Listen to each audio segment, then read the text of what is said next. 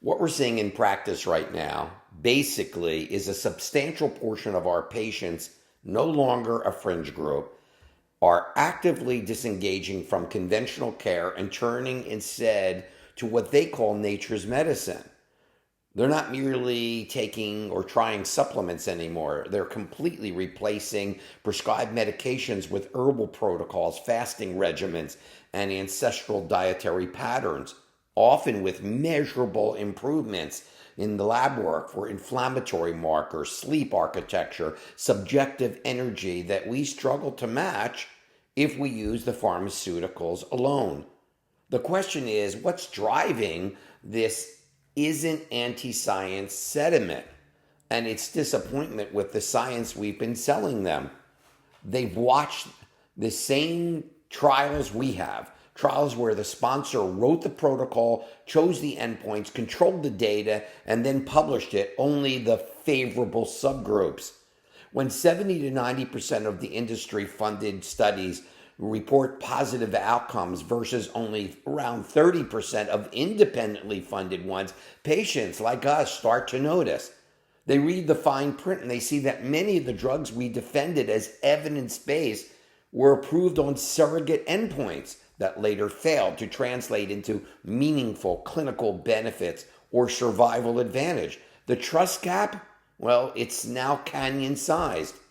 And here's the part that you should really be unsettled by.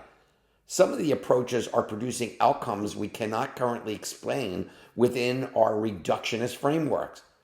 I have patients who normalize fasting insulin and hemoglobin A1C within months of eliminating the seed oils, adopting seasonal whole food eating without the GLP agonists. I have others who have resolved chronic migraine patterns with high-dose riboflavin, magnesium glycinate, and feverfew at doses that dwarf what our guidelines consider reasonable. Yet the literature we dismissed as low quality actually shows effects times larger than using triptans in head-to-head meta-analysis we simply never bothered to read because they weren't industry sponsored. Patients are not waiting for us to catch up. They're crowdsourcing protocols on decentralized platforms, running their own continuous glucose monitoring, ordering lab panels direct to consumer, and iterating faster than our guidelines committees.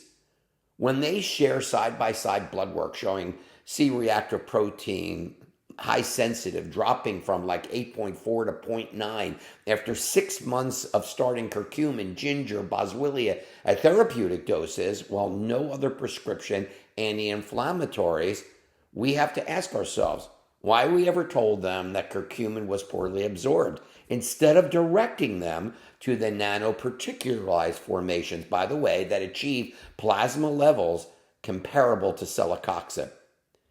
Now, the most humbling cases are the ones who walk in with off 10 years of polypharmacy, statins, PPIs, SRIs, gabapentin, and now take nothing but herbs and a quarterly vitamin D injection with better cognition, more mood stability, and lipid particle profiles that ever had better on drugs.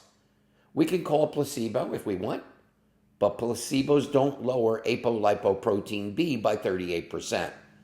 We are at a point that patients are voting with their feet and they're not coming back until we demonstrate intellectual humility and acknowledge the limitations of monetized evidence and start integrating time-tested, low-risk interventions and stop gaslighting them with ancestral practices that outform our patient-expired chemicals.